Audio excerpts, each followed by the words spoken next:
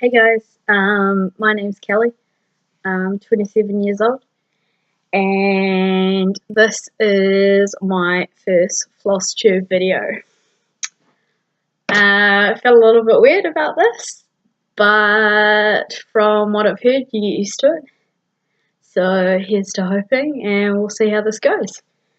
Okay, so I've written some notes because I know that's a good idea. So I've been stitching for about 7 years. So since I was about 20. The first thing I ever stitched was a tiny kit of a lighthouse. It was only about like this big. It's now sitting in a frame at my parents', and Mum's got it sitting on display. I had a conversation with my mum, and she was like, "Oh, I did cross stitch at your age at 20. That's when I started, and this took me like by surprise." I was a bit shocked. I didn't know that. Obviously, she doesn't do it anymore, and I'd never seen anything that she'd done, so I had no idea that she'd actually done it. So obviously, runs in the blood. So when I did that tiny kit, I didn't do any more stitching for a few years. It was a one-off. I'm not sure why. I've always been a crafty person, but I did one little thing and then stopped doing it for whatever reason. And then a few years later, I picked it up again. I saw something or just had this yearning to want to do some more. So I found this. I went to Spotlight in Christchurch, New Zealand, which is where I was born, my hometown. And I started doing that. Of course, there's no one that I know still around my age that does stitching, particularly in New Zealand. We're a small country and we don't do stitching retreats or anything cool like that. So I was kind of in a boat of my own, doing my own thing. There's not really any specific cross-stitch shops in Christchurch. It's pretty much all online. There are craft shops that sell a few cross-stitch bits and bobs, but nothing specific. So I ended up going to this craft place, Spotlight, and I found this really cool printed canvas thing. It's of a wolf. I have a bit of a wolf obsession, I'm not going to lie. Wolf on my t-shirt. I've got another wolf t-shirt. I've got wolves on my lamp, on my duvet cover, my pillow slits, my mats. I've got a wolf clock. I've got wolf hooks to hang my coats up. Yeah, just, I think they're amazing. If I could, I'd love my own pet wolf. Sounds crazy, but yeah. So of course, at some point I want a dog, and I want an Alaskan Malamute because it's the closest thing to a wolf that I can get. So that's why I want one of those. They're quite dear, expensive, I know that. So we'll see. Fingers crossed for the future, who knows. So I picked up this wolf canvas thing, and I found DMC metallic and light effect thread. Now, because I love anything that glitters or sparkles, I was instantly attracted to them. Now, I'd done like one stitchy thing, so I didn't have a clue how difficult it was going to be to use these threads. And I decided the main centerpiece of this cross stitch was going to be done in those threads. Looking at it now, not such a great idea. I'll just grab it so I can show you. Okay, so this is the piece. So it's pre-printed, so you can't really tell what I've still got left to do. Yes, this was like 5 years ago, and I still haven't finished it. It is an unfinished object because of the threads I decided to use for the wolf head. So I decided to do this whole wolf head in metallic thread and light effects. The whole background is stitched. It's all done in normal threads. The wolves on the bottom are done in metallics. But I don't know if you can see, but if I put it that close, you can see what bits I still have left to stitch, which is a lot of the wolves. Excuse my back, this was when I was still learning, but you can see how much of the wolf I still have left to do. That's an unfinished object because I got so frustrated with using the threads, and I know a few more tips now, but it's still not nice thread to stitch with. And because again I was still learning, I think I used 3 or 4 strands of thread for it, as well as it being metallic and light effects, so that was crazy. I do want to get it finished because it was my first proper cross stitch. I have a friend that's offered to unpick some of the normal thread stuff and re-stitch it up for me, because now that I'm experienced, I can see my stitches that go the wrong way. I can see my stitches that are dodgy little half stitches that aren't even proper. I'll see if I can show you one. Here.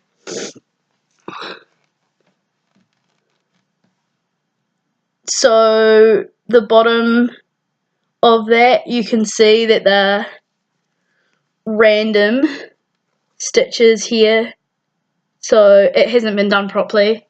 I was learning, but I'm a bit of a perfectionist, so now that I know how to do it properly, it frustrates me. I couldn't put it up, even though it was my first proper one. I couldn't put it up and be happy with it. And I couldn't bear the thought of unstitching it either. So I've had a very kind friend say, I'll fix it for you, I'll unstitch it, I'll match the thread colours, I'll stitch it back up so it's all looking right. The only thing she said she wouldn't do is finish the wolf head with the metallics because she thought I was crazy.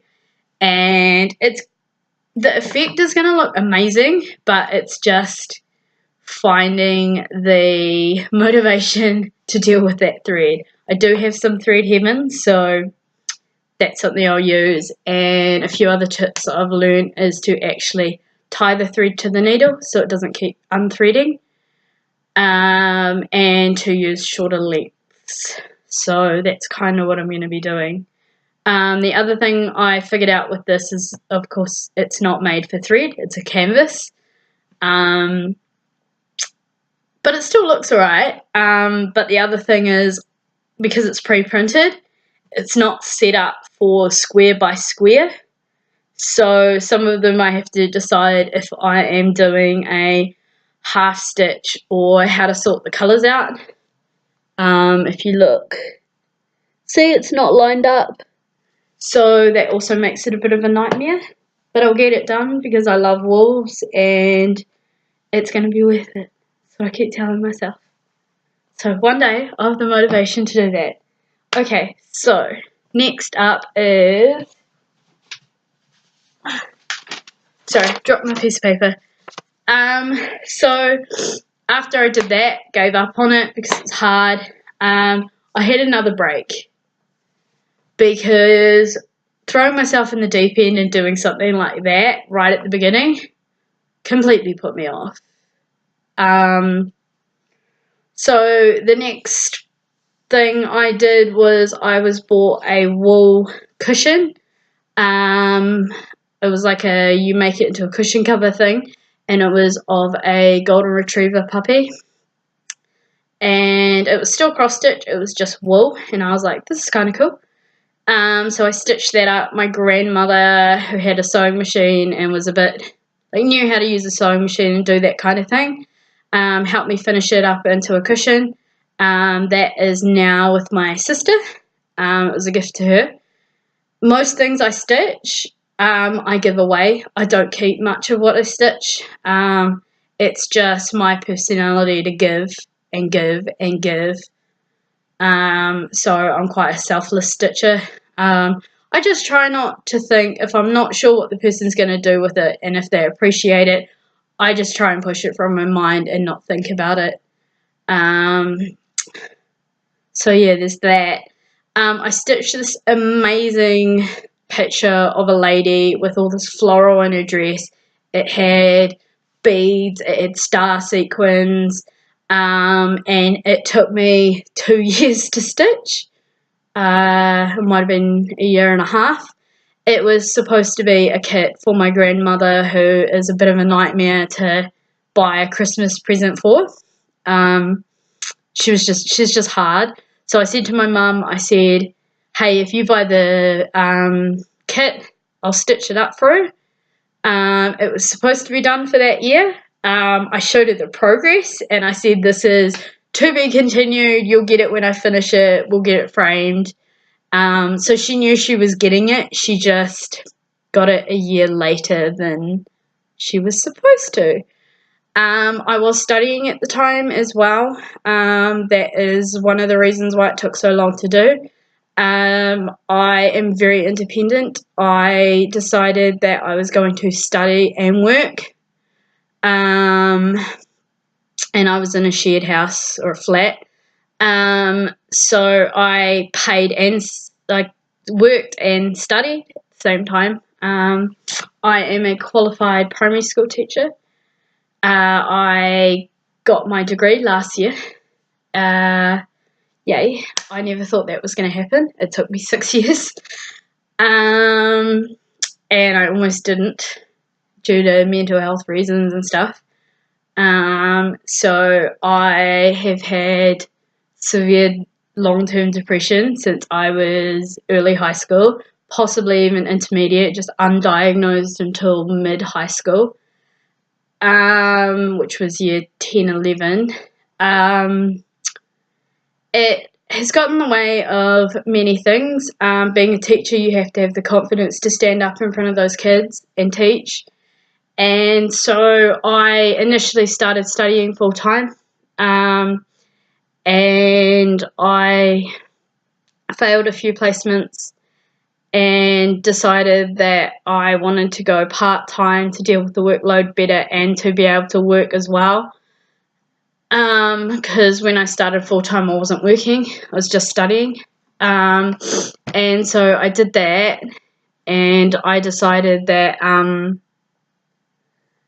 I was going to get through. That's what I wanted to do. I want to teach because I want to make a difference for the new generation. I want to make a difference in other people's lives and hope that the next generation is better and just, yeah, make that difference for other people. So it's my way of contributing to the world, I guess, in some ways.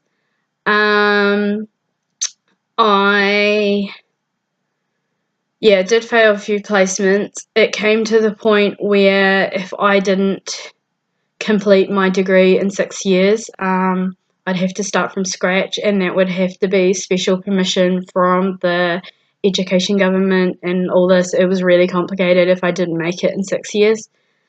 It came around to my final year, and I sat down seriously and I thought about it, and I went, what am I going to do?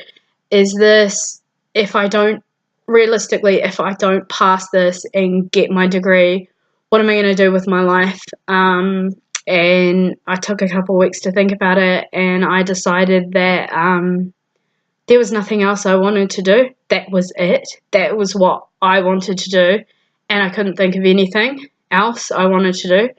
So that kind of gave me the realization that I was no longer going to let my depression rule my life. It had screwed me up in so many ways, and it was not going to destroy my career. So I put my foot down hard. I finally made that breakthrough, and I beat depression. I'm no longer on antidepressants, and I've been mentally healthy for year and a half, almost 2 years perhaps.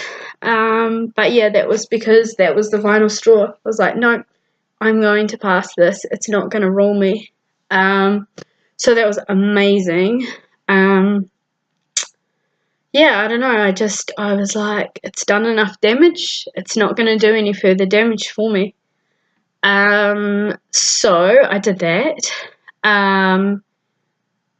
Yay. I mean, it's a relief to have, I don't know, just to be happy. So for years I wanted to go to the UK. This was even before I decided to do teaching. And when I got my degree, I went, hey, I've got no ties. My family have always wanted to know I want to go to the UK. So I have no children, I have no partner, because I just qualified, I didn't have a job yet. So I went, what the hell, let's do it, let's take that leap. So I got my visa, I'm now in the UK, after so many years of wanting to come here, and a newly qualified teacher. So yeah, I really threw myself in the deep end, I'm not gonna lie. I worked for a term in Reading with reception, which is 4 or 5-year-olds. I didn't particularly like this school and they didn't offer me the support I needed. So I ended up shifting to Bristol. I've been here since January 6th. But I moved to the UK on August the 16th and I'm on a 2-year visa. So now I'm doing supply teaching, both primary and nursery, because they said to me, would you mind doing supply work for nursery as well? So I said yes. Sorry, just switch the light on, it's getting dark. So yeah, I said yes, and I never thought I'd like nursery, but yeah, I was like, well, supply work is day-to-day teaching, covering people who are sick or away or anything like that. So you get the work when it comes through. So that's why I said yes to nursery. I was like, I'm more likely to get work 5 days a week like I want. But there's also, I don't get stuck in a place if it doesn't work or if I don't fit the school or they don't fit me. So it's nice to know that I'm not stuck in a place like I was in Reading. It was a bit terrifying because it was so bad in Reading I almost chose to go home. I'm really glad now I didn't. I love Bristol. The people here are a lot friendlier. The place I live in now is a lot more social, a lot friendlier. And I found out from doing some nursery supply work that I absolutely love it. I love it more than primary. And I went, oh, I'm qualified in the wrong area. Oops. But I can still do nursery, or at least here I can. I don't know what it's going to be like back in New Zealand. That'll be interesting. And yes, you do get pay less for nursery. But it came down to, I never thought I would find a job that I would be truly happy in doing. I know some people are lucky enough to find that. I didn't think I was going to be one of them. Teaching was alright. It's just the paperwork and the stress and all the things you have to do, the expectations, the testing, everything. I can't say I'm 100% completely happy in that because the environment's not very nice with the workload and everything. It's unrealistic workload. I know there are a few people out there who seem to think that teaching is easy. It's 9 till 3. If that's what you think, then you've got to be kidding, because it's continuous. You have to plan for everything you teach, and those plans have to be specific and detailed and lengthy and show that they're meeting the curriculum things, and it is a 7-day-a-week job. You do it over the weekend, you do your plans. After school, you do your plans. You do the marking. You do staff meetings. It's huge. And over your holidays, you set up your classroom, you tidy your classroom, you sort out what you're teaching for the next term. It's not an easy job. Like, you devote your life to it, basically. And it's definitely worth it for the kids, but there are ways that the government and things can make that easier, and they're not there yet. There's a few things about the New Zealand curriculum and education system that I would personally like to change. That's another reason I came here. I didn't like a few things the New Zealand educational government were doing, so yeah. But anyway, back to stitching. Sorry, I rambled. This is basically an introduction video.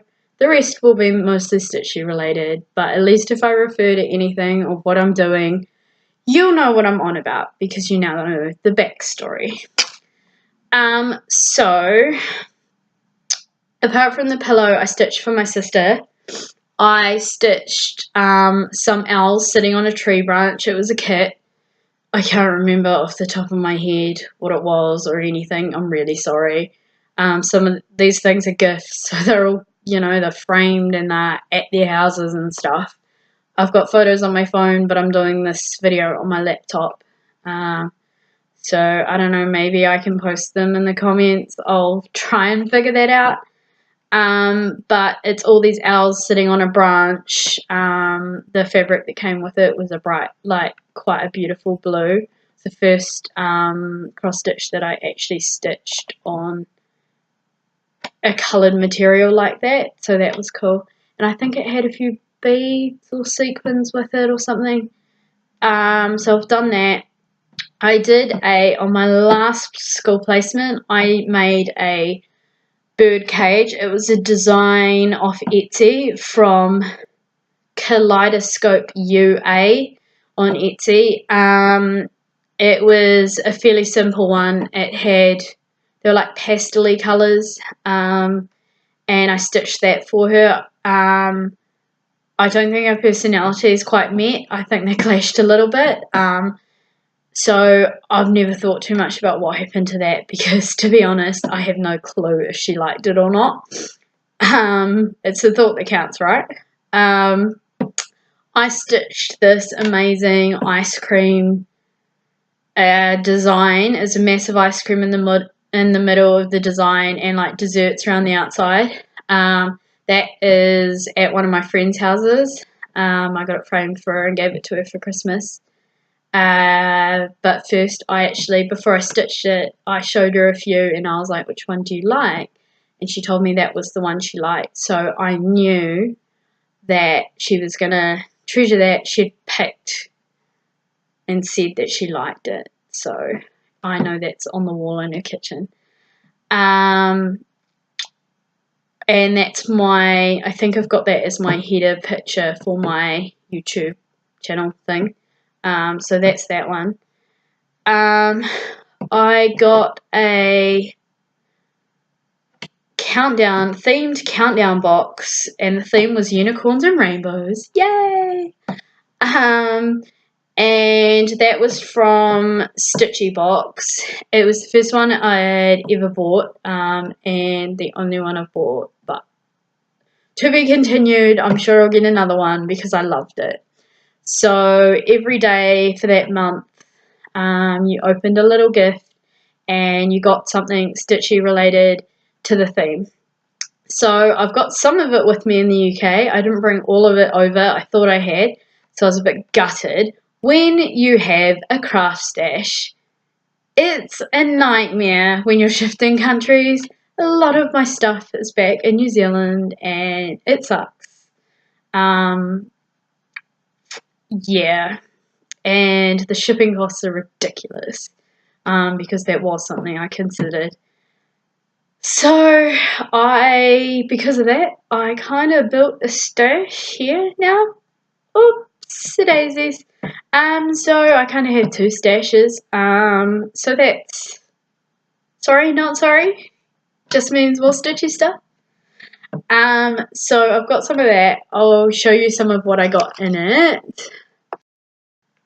Sorry, I have to keep getting my stuff because I'm not that organised. I normally am, but this was kind of a spur of the moment thing to do, and I all of a sudden got all this motivation to do it, and that's how this happened.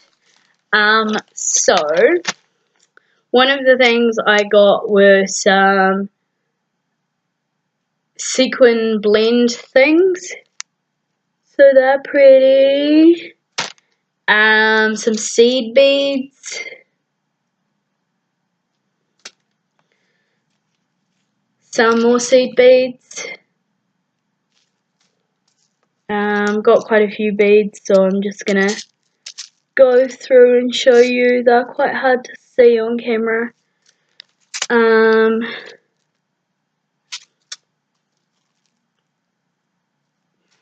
All rainbowy, of course. Buttons. Some more beads, but they're slightly different. They're not seed beads. These are pretty cool. They're like rainbowy. Oh, maybe I did bring it all over with me. I can't remember. I did leave my boxes of thread and stuff at home, and that was quite sad. That's a bead, and that's a bead. That's probably one of my favourite. That's a bead, and this is a charm. Unicorn, of course, because the theme was rainbows and unicorns. They're quite expensive, the boxes. They're so totally worth it. And when the theme of, I've been watching them for a while, and when the theme of this one came up, I went, well, I can't say no, that's just not an option. So we also got some finishing ribbons and stuff.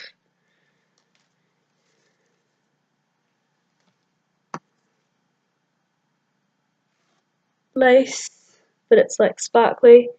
Some finishing fabric. And then I've got, and I kept these, so I've got, just trying to remember which is which, rainbowy fabric. So it's 32 count linen, and for these boxes, you get the choice of whether you want Aida, even weave, or linen, and whether you want them 14, 28, 32, or 36 count. You get to choose that when they send you the box. So the fabric colour will be the same. Well, with the exception of dyes aren't exactly the same. But they'll be whatever count and whatever type you want, which is really nice. Then there's this one, which is the same count, 32 count Lagana. It says it's, I think I've got them around the right way, Stormy Night Vintage. I think that's the right way. So they're just like little samplers. And then this one is, well, maybe I've got them around the wrong way. Anyway, one's a silk 32 count linen, and the other one is a 32 count Lagana. Not sure which is which. And they're basically to emphasize some of those amazing brightly coloured beads. To be honest, the ribbon, the finishing fabric, the beads, the charms, I don't really finish any of my stuff. I had a framer in New Zealand that framed a lot of my stitches. And he did an amazing job, I'm not kidding. I've heard some horror stories about if you open them up, how they actually frame them. Let's just say I never looked, just so I don't hear or know what exactly he's doing. The stitch itself in the frame with the mat looks amazing, and I'm not going to find out much more than that, because it scares me what some of the framers can do, so what I don't know won't hurt me. So that was my Stitchy Box stuff.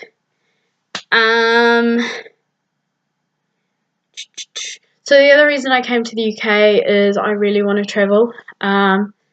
Truth be told, I can't afford it at the moment, but hopefully I'll do a bit of travelling in the future. ... to be continued. But on the way here, I spent a week in Singapore, and I absolutely loved Singapore. I took hundreds of photos. I was doing something every day, because I'd planned out what I was doing beforehand, and I had the time of my life. It was amazing. I didn't get everything done in Singapore that you can do, which sounds crazy because I was there for a week, but I didn't, and I want to go back, and it kind of splits the flight up from New Zealand to the UK, so chances are I'll stop over on the way back. We shall see. So some of the other hobbies I do other than cross stitch is diamond painting.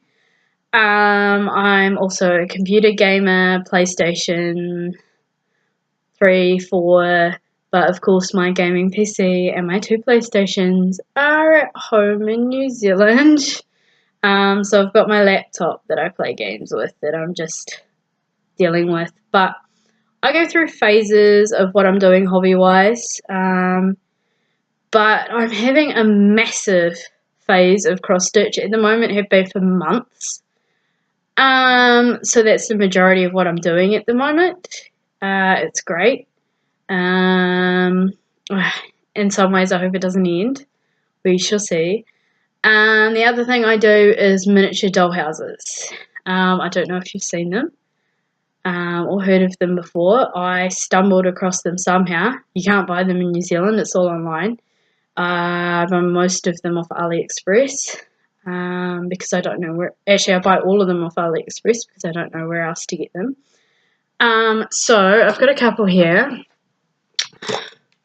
Basically, these are the smallest ones you can get, and it has little LED lights, which this one is flat at the moment, so how great is that as a display to show you. But bunnies, that's the other thing I love. I had to leave my pet bunnies in New Zealand, and I'm a bit gutted about that. But anyway, so that's one of them. This is a set of 6, and I've done 4 of them out of 6. I chose to keep these because I love bunnies and they're adorable, and these take weeks of work. So there's another one. Wonder if the lights work on this. Ha! So that's number 2. Number 3. Oops. Is this one. The lights are a wee bit different on the ones that face this way. Let's see if it works. Ha! And the bottom one changes colour, which I really like because rainbows. And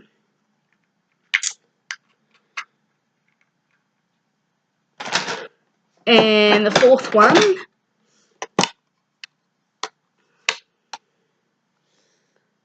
and I'll turn the light off so you can see that better. There. So they're adorable. They're the smallest ones you can get. I have one of them that's not made up yet. Basically, they give you the tin. They give you fabrics. They give you cardboard. They give you little bits of wood. and you put everything, and I mean everything, together. You cut out the images and stick them on for like the backgrounds and things. Like this was just a silver tin. So that's a separate piece, that's a separate piece, that's a separate piece, that's a separate piece, like everything. You make the table, you make the chairs, you use tweezers. They're very fiddly, but I love them. And then there's a slightly bigger size, less fiddly. I don't have any with me, because they do come in bigger boxes and things. And the ones I made, I gave away. My sister's got a couple, and I made my best friend one, which she absolutely loved. It had a wee dog with it, so it was so suitable for her because she's got a wee dog who she loves to pieces. And they're less fiddly, but I came across a video on YouTube of someone changing them slightly. Like they changed the material, the fabrics, if they didn't like the pattern on it, or instead of the floor just being an image, they actually got bits of wood and created a floorboard and put stain on them. And so of course I started doing that because it makes the floor more realistic, and it makes the fabrics more to your taste, and just being able to change things around are amazing. So I started doing that. So they're my hobbies. So I'm just going to get my needle minders and show you those. Okay, so these needle minders here, the two foxes, the bunny, and the orca, these are all from someone I found on Facebook, her Facebook page is called Mad About Crafts, and her name's Miranda. Now, I have about 5 more on the way.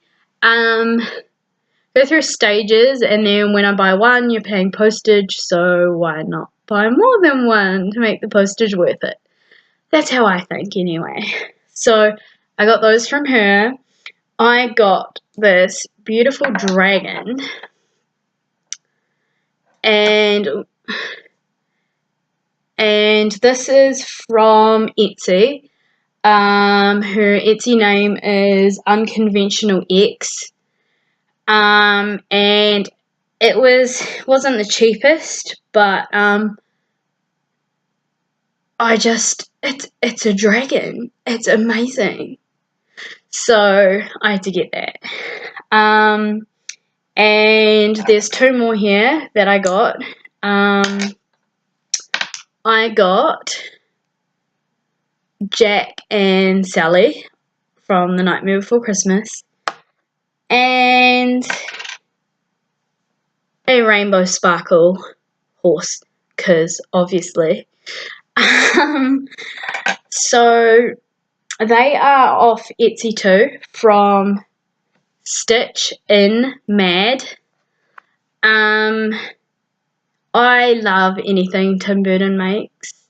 So The Corpse Bride, Edward Scissorhands, Miss Peregrine's Home for Unfortunate Children, Sweeney Todd, The Nightmare Before Christmas, Corpse Bride. There's quite a few of them, but I love his stuff, and it's amazing. The other needle minder I have here is this one, and that was also in my Countdown Stitchy box, which is quite cool because it matches the theme again. And I got one more. So I used to use hoops and wooden scroll frames and things like that. All my wooden scroll frames are at home in New Zealand. I brought my wooden hoop and I bought my Q-snap. I'm thinking about getting another Q-snap because I love my Q-snap. Like, I love it so much. And of course, when I got my Q-snap, I needed a grime guard. So My Q-snap is one of the bigger ones. It's either 11 by 17 or 17 by 7. I can't remember off the top of my head, but it's unusually big for those who work in hand, because I have nothing to hold it. I just hold it in my hands. But I am doing my first massive project, and it happens to be a tilt and craft. It's called Eternity, and I found this a couple of years ago and heard it was discontinued and was so upset because I was like, oh my gosh, I have to have that. So I found out who did have them, added her on added Tilt and Crafts on Facebook, found some other pictures that I thought were amazing, and then lo and behold, they were re-released for a limited amount of time, and I bought it, and I was so happy. I've never done a massive project. I've got it right here. So it is, I will show you the picture.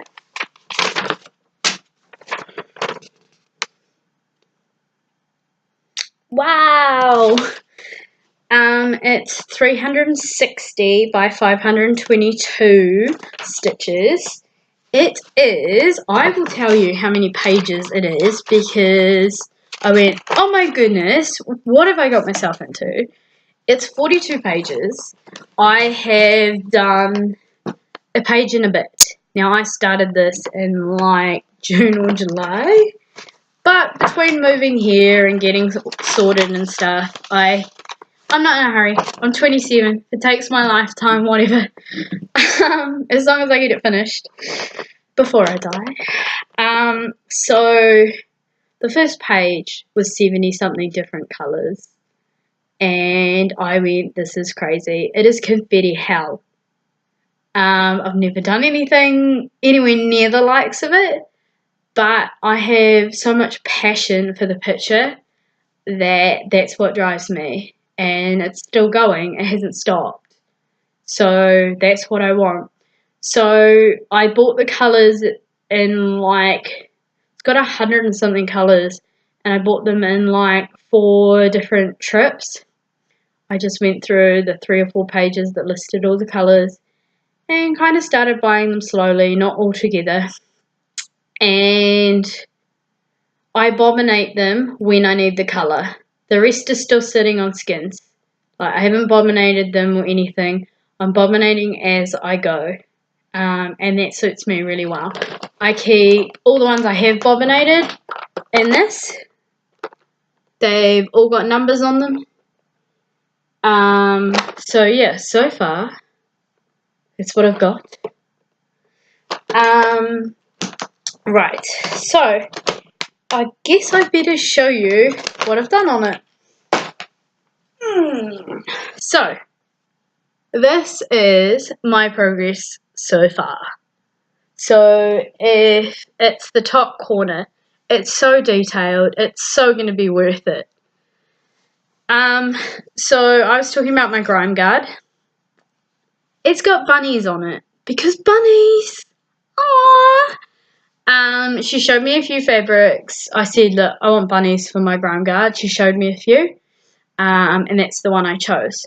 But as well as getting a grime guard, I was like, I can't have a massive project without having something to put it in. Oh, by the way, I don't grid. I never will. I don't see the blooming point. If it's a smaller object, yeah, sure. But something this large, I'm not going to waste that time that I could be stitching on gridding. Kudos to the ones who do it. It's just not me. So I bought pre-gridded fabric. Yay! Easy. So anyway, my project bag has my other love, wolves. She showed me quite a few. I didn't like any. It took me a while to decide. Then a new one came up, and this was it. It's awesome. So I got my grime guard and my project bag from, she's got a Facebook page. She is called Stormborn Boutique. I had to get it custom made because the sizes she has in lots of hers, my Q-snap is too big. It's you know, it's a bigger size than most of them that most people prefer to use. So that's why I got to pick my fabrics for them. It made it more fun. It was worth it. My mum bought me them, I think, for my birthday or Christmas or something. It was something I've been looking at for ages, and I said to her, look, this is what I want. So I've got that. So I am working on that slowly. Something else I'm working on is the Into the Jungle Stitch Along, which finished last year in December. Between moving and everything else, life got busy, as it does. I think I've done 6 of the 12. Let me check, I've got it here.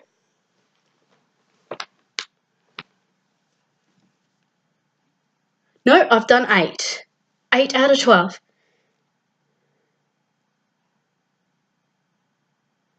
So that is going to be for my brother, who's 15, 16, eventually. But I also have to do the top border and the bottom border. I have only changed the box colours. Now you can't quite tell on the camera, but the fluoro colours, because why not? Rather than natural, and I don't know, I think it makes the boxes stand out better. So I'm trying to work out how I'm going to incorporate that into the banner at the top at the bottom, but I'm going to do all the animals first. So I can't remember what fabric it was. It's linen or even weave. I'm still learning because that was the first thing I ever did on linen or even weave. Before that, I always used Ada. So it was also a new thing that I was learning how to do. The extra amount of holes confused me.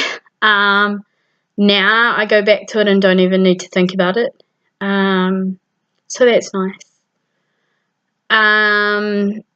So I'm hoping to get that finished.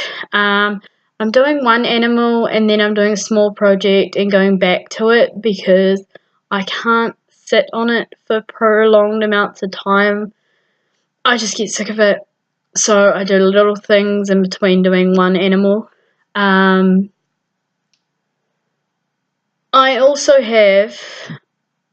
am working on one sec. Okay, so quotes to live by, Stitch Her Over on Etsy. I started doing this a couple of years ago. I hated the colours on it. They're just not me. For me, personally, they're old-fashioned, the colour scheme on it. And the quotes really meant something to me. You know, I've been through all that mental health stuff, and it spoke to me, and I was like, I have to do this. But I have to do something about the colours. So I changed everything. So I haven't finished this. I need to get back to it. But here's what I've done.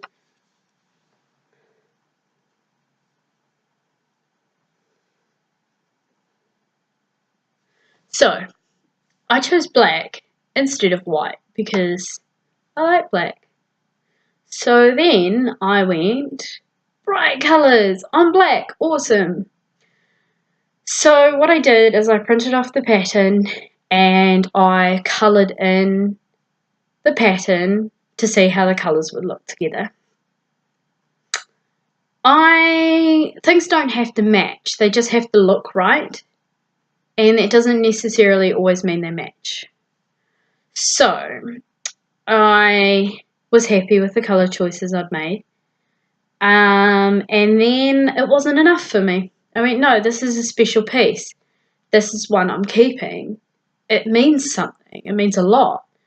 So I decided to, for every bit of the pattern, because it was a sale, stitch along, it was released in, there's 9 different parts, maybe slightly more. So for every part, I also added in, let's have a specialty kind of thread in it. So for my top border, I don't know if you can see it. This is like a dark blue silk thread. So I just did a bit of back stitching in that. For this one, I used a metallic variegated thread. So that's all I did in that one. For this one, I used a glitzy one for back stitching again. For this one, I used a glittery purple here. And for the middle piece, I did, just looking at it, I used a glittery metallic green for the vines for the flowers. If you haven't seen this piece before, I'll read you what the ones that I've done so far say. So it's quotes to live by. Do what you can with what you have where you are. The best thing to hold on to in life is each other. Be yourself. Everyone else is already taken. That's probably my favourite one. And have patience with all things, most of all yourself.